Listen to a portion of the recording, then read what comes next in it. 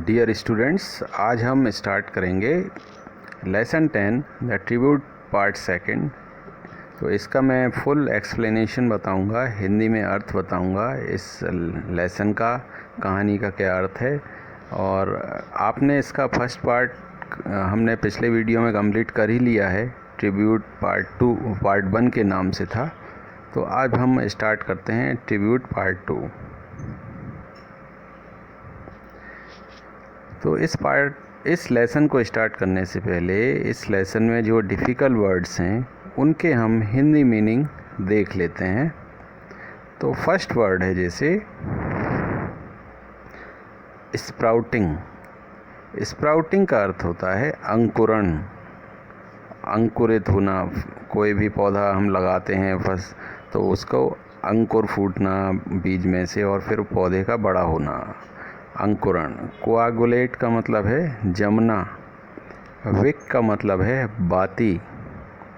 हॉलिंग का मतलब है गरजना। कोलैप्स का अर्थ है ढहना। एबोमिनेबल लुल, घृणित लोल मतलब बकवास। विसिनिटी का मतलब है आसपास। क्लच का मतलब है, क्लच जो होता है गाड़ियों में क्लच होता है, हम गियर लगाने से पहले क्लच का प्रयोग करते हैं, वो क्लच। हीप का अर्थ है ढेर। लैडल का अर्थ है करछुल, चम्मच, बड़ा वाला चमचा। बीटल का अर्थ है पान, खाने वाला जो पान होता है। स्ट्रैप का अर्थ है पट्टा। ट्रिकल का अर्थ है मिलने।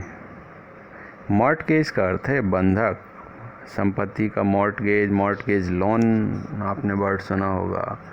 तो बैंक से लोन लेते हैं तो संपत्ति को गिरवी रख देते हैं, बंधक बना देते हैं। डिस्पैशनेटली का अर्थ है शांति से। टैटर्ड का अर्थ है जीर्ण शीर्ण, मतलब छिन्न भिन्न। इम्प्रिंट का अर्थ है छाप। बॉसम का अर्थ है छाती। स्टील थली का अर्थ है छिपकर। तो ये इसके टफ वर्ड्स हैं, इनका ये हिंदी अर्थ है। आप इनकी स्पेलिंग अच्छे से याद करें और फिर अर्थ को भी याद करें ताकि लेसन समझने में आपको आसानी रहेगी ना। तो फर्स्ट पैराग्राफ है the bus stop by some distance from the village. जो बस स्टॉप था वो गांव से थोड़ी सी दूरी पर था। I had fallen behind him. ये अपने भाई के पीछे पीछे चल रहा था, तो वो पीछे चल रहा था। He stopped and asked the same old question he used to ask. बड़े भाई रुक गए और उन्होंने वही पहले जो क्वेश्चन करते थे वही उन्होंने क्वेश्चन मुझसे किया। I just could not speak, और मैं कुछ कह नहीं पाया, कोई बात नहीं कर पाया। The past sprouting up in me. पुरानी यादें मेरे अंदर मुझे घेरती जा रही थीं। The childhood days and the days now. बचपन के दिन और अभी वर्तमान के दिन। Time has coagulated for me. I have changed, but my elder brother, time could not bring upon him any change, as in those days he was still walking in front of me, carrying my bag. I felt so small. इसका अर्थ हुआ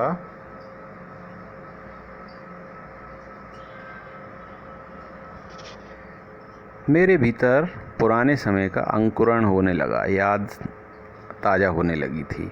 बचपन के दिन और आज के दिन, समय जैसे जम सा गया हो मेरे लिए। मैं बदल गया हूँ, पर मेरे बड़े भाई, समय उनमें कुछ भी परिवर्तन नहीं ला पाया। उन दिनों की तरह अभी भी वे मेरे आगे आगे चल रहे थे और उनके हाथ में मेरी अटैची थी उसे उठाए हुए। मैं स्वयं को बेहद छोटा महसूस कर रहा था उनके सामने। नेक्स्ट है hesitatingly I said brother give me that briefcase. मैंने हेजिटेट करते हुए, मतलब संकोच के साथ, अपने भाई से कहा कि भाई ये ब्रीफकेस मुझे दे दीजिए, let me carry it for a while, मैं इसे कुछ देर तक उठा लेता हूँ। Don't you worry, he said, उन्होंने कहा कि नहीं, घबराओ नहीं, it is heavy and you are tired, यह भारी है और तुम थके हुए हो। Let us quicken our steps, हम जल्दी जल्दी चलते हैं, स्पीड बढ़ा लेते हैं। You must be feeling hungry, तुम्हें भूख लगी होगी। It is time for the evening मील, यह हमारे शाम के या रात के भोजन का टाइम हो रहा है। I followed him in silence, और मैं चुपचाप उनके पीछे पीछे चलता रहा।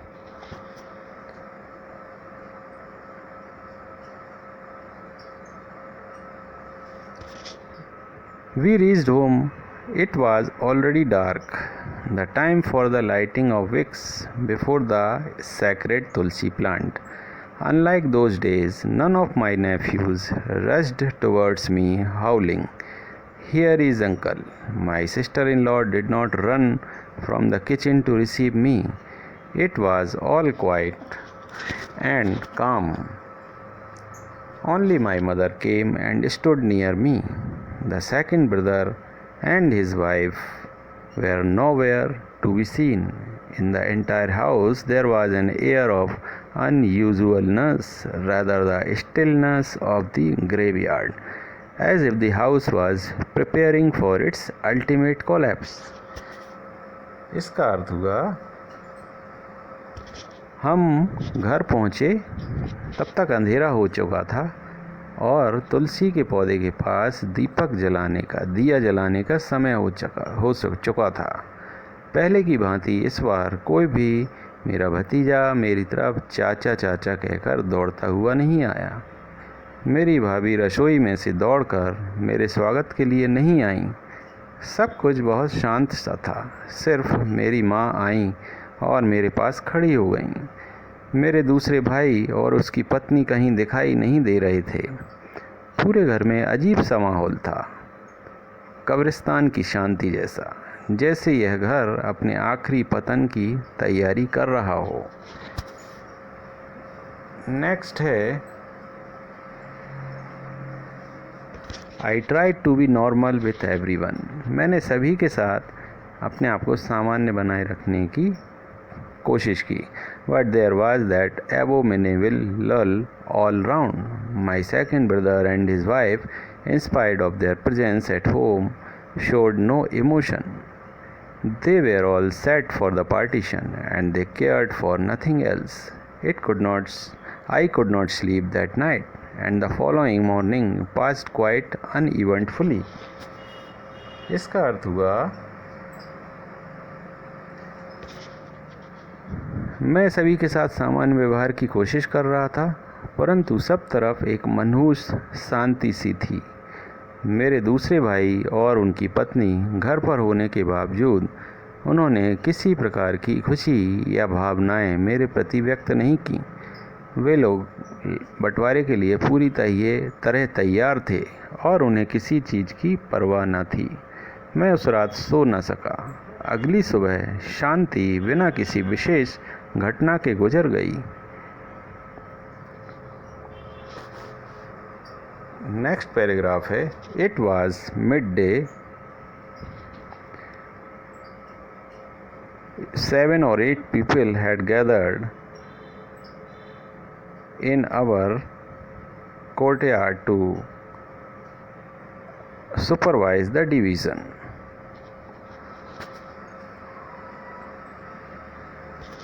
We 3 brothers were present. Mother was not to be seen anywhere in the vicinity. ये इट वाज मिड डे का मतलब है दोपहर का वक्त था। 7 या 8 लोग हमारे बरामदे में इकट्ठे हुए, जो बंटवारा होना था उसको देखने के लिए या करवाने के लिए। We 3 brothers were present. हम तीनों भाई वहाँ पर मौजूद थे। Mother was not to be seen anywhere in the vicinity, और जबकि माँ वहाँ आसपास कहीं भी नहीं थी। तो ये फर्स्ट पेज का अब ये लास्ट पैराग्राफ हम देखेंगे। We were waiting for the final separation, as if ready to slice out the flesh of the domestic body which our parents had nourished since the day of their marriage, and then we would run away in 3 different directions, clutching a piece each. हम सब जो आखिरी जो final बंटवारा था उसका इंतज़ार कर रहे थे, as if ready to, मानो परिवार रूपी शरीर में से मांस काटकर निकालने के लिए, जिस परिवार का हमारे माता पिता ने पोषण किया अपने विवाह के दिन से, और फिर उसके बाद हम 3 अलग दिशाओं में भाग जाएंगे एक एक टुकड़ा दबोच कर, ऐसा मुझे लग रहा था। नेक्स्ट पेज पर चलते हैं।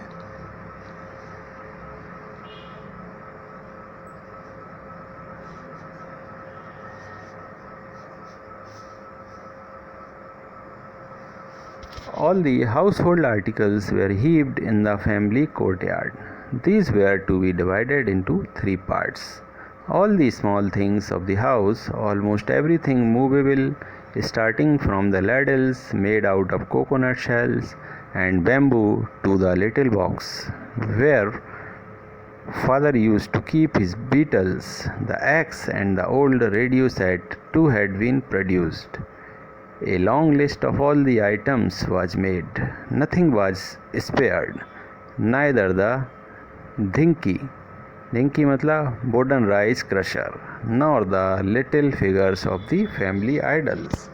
इसका अर्थ हुआ घर गृहस्थी का सारा सामान आंगन में एक ढेर के रूप में रखा था। उन सब चीज़ों को 3 भागों में बांटना था। छोटी से छोटी वस्तु, नारियल के खोल और बांस से बने चमचे से शुरू कर छोटी डिबिया जिसमें पिताजी पान के पत्ते रखा करते थे, सारी चीज़ें, सभी उठाए जाने योग्य वस्तुएं वहाँ पर इकट्ठी थीं। कुल्हाड़ी और पुराना रेडियो सेट भी रखा था। सभी वस्तुओं की सूची बनाई गई, कुछ भी छोड़ा नहीं गया, यहाँ तक कि धिनकी भी। धिनकी का अर्थ है धान से चावल अलग करने का लकड़ी का यंत्र, और ना ही हमारी कुल देवताओं की छोटी मूर्तियाँ। नेक्स्ट पैराग्राफ है। I saw my elder brother rise. He stopped for a moment near the pile of things and unfastened the strap of his wristwatch and placed it on the heap with the other things. Perhaps a tear trickled down his cheek. With a heavy sigh, he left the place. इसका अर्थ हुआ, मैंने अपने बड़े भाई को खड़े होते देखा। वे सामान के ढेर के पास कुछ देर को रुके, फिर अपनी कलाई घड़ी का फीता खोला और उसे सामान के ढेर पर बाकी सामान के साथ रख दिया। शायद उनके गाल पर आंसू ढलक आया। एक गहरी सांस के साथ वह वहाँ से चले गए। नेक्स्ट पैराग्राफ है।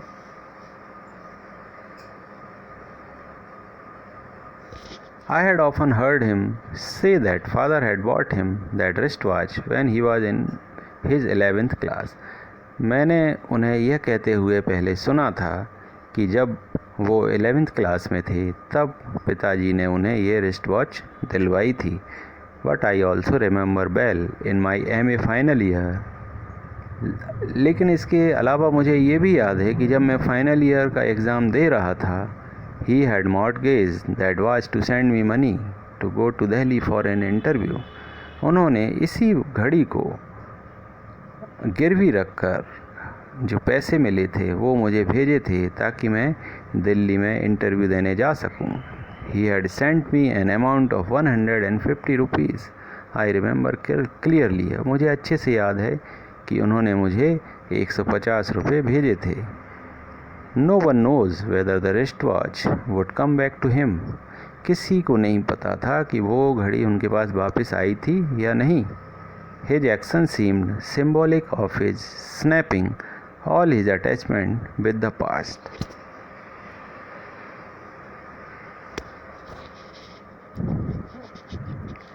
उनका यह कार्य यह दर्शा रहा था कि वे अपने अतीत से सारे लगाव खत्म कर रहे थे।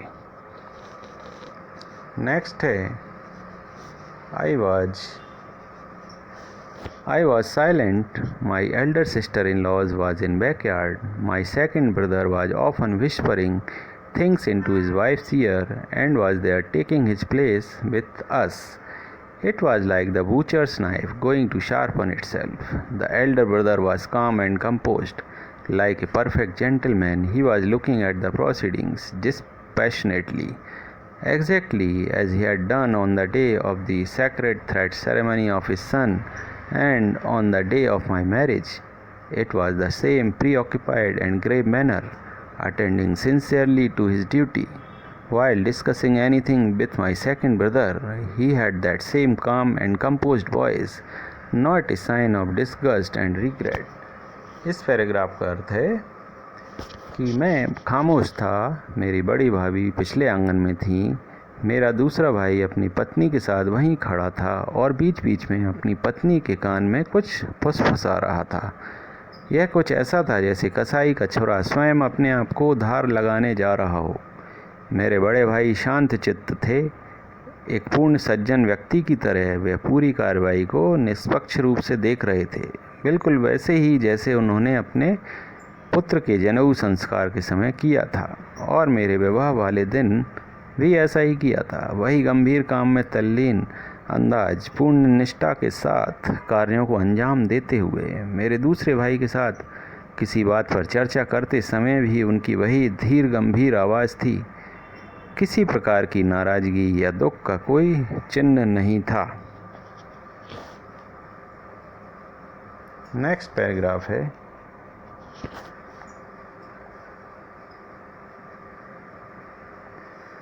I remember the year father died. We had to live under a great financial strain. It was winter. The chill was at its height. We had a limited number of blankets. The cold was so biting, particularly at midnight, that one blanket was not enough for one. इसका अर्थ है, मुझे याद है जिस वर्ष पिताजी की मृत्यु हुई हमें अत्यधिक आर्थिक तंगी से गुजरना पड़ा। सर्दियों का समय था, सर्दी अपने चरम पर थी, मतलब बहुत ज़्यादा सर्दी थी। हमारे पास सीमित संख्या में कंबल थे। ठंड इतनी ज़्यादा थी, खासकर आधी रात के समय, कि एक कंबल काफ़ी नहीं था एक व्यक्ति के लिए। That night, नेक्स्ट पैराग्राफ है, That night I was sleeping in the passage room. When I woke up in the morning, I found my elder brother's blanket on me, added to mine. Early at dawn, he had left for the fields without a blanket on his shoulders. If he had been asked why, he would have surely said in his usual manner that he did not feel the cold. Now I have a comfortable income. Yet it had never occurred to me to think of buying any warm clothes for my elder brother. He is still satisfied and happy with that old tattered blanket that he had covered me with once. The same blanket was there before me with all the other things. इसका अर्थ है, उस रात जब ठंड पड़ रही थी, उस रात मैं गलियारे वाले कमरे में सो रहा था। जब मैं सुबह सोकर उठा तो मैंने अपने बड़े भाई का कंबल मेरे ऊपर पड़ा पाया। वे भोर के समय खेतों के लिए निकल गए थे, बिना कंबल कंधे पर डाले। यदि उनसे पूछा जाता कि ऐसा क्यों किया, तो वे अपने चिरपरिचित अंदाज में यही जवाब देते कि उन्हें ठंड नहीं लग रही थी। अब मेरी आय ठीक ठाक है, जब मैं नौकरी कर रहा हूँ, तब भी मेरे मन में कभी यह विचार नहीं आया कि मैं अपने बड़े भाई के लिए गर्म कपड़ा खरीद लूँ। वे अभी भी अपने उसी फटे पुराने कंबल में खुश एवं संतुष्ट थे। वही कंबल मेरे सामने पड़ा था, बाकी सामान के साथ। तो ये सेकंड पेज कंप्लीट हो गया। अब हम थर्ड पेज देखेंगे।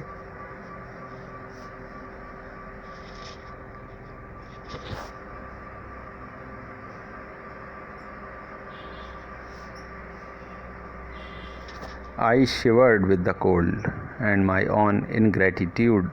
The process of division was finally over. Whatever the second brother demanded, my elder brother agreed to it with a smile. My second brother proposed to buy the share of land that was given to me and offered 18,000 rupees as the price. इसका अर्थ हुआ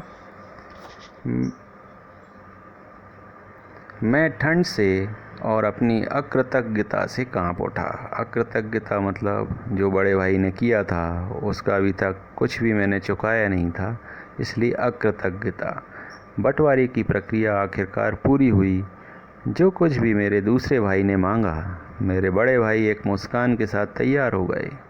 मेरे दूसरे भाई ने मेरे हिस्से की ज़मीन को खरीदने का प्रस्ताव दिया और उसकी कीमत लगाई 18,000 रुपये। नेक्स्ट है, In the evening, my elder brother took me along with him to show me the paddy fields that were to be mine. I quietly followed him. We moved from boundary to boundary. Everywhere I could feel the imprints of his feet, his palm and his fingers. On the bosom of the paddy fields sparkled the pearls of my elder brother's sweat. He was showing me the fields as a father would introduce a stranger to family members. इसका अर्थ है, शाम को मेरे बड़े भाई मुझे चावल के उन खेतों को दिखाने ले गए जो बंटवारे के बाद मेरे होने वाले थे। मैं चुपचाप उनके पीछे चलता रहा। हम एक मेड़ से दूसरे मेड़ घूमते रहे। हर स्थान पर मुझे उनके पैरों की, हथेलियों की और उंगलियों के निशानों की अनुभूति हुई, एहसास हुआ। चावल के खेतों की धरती पर मेरे बड़े भाई के पसीने की बूंदें चमक रही थीं। इस प्रकार मुझे वो खेत दिखा रहे थे जैसे कि एक पिता किसी अपरिचित का परिचय अपने परिवार से कराए। नेक्स्ट पैराग्राफ है, in the morning I was to leave for Bhubaneswar. I had no courage to meet my elder brother. Before leaving for the bus stop I had handed over the slip of paper to my elder sister-in-law, which had the details about my share. Writing on the blank side of that slip, I had asked her to deliver it to my elder brother, and stealthily slipped out of her house. I had written,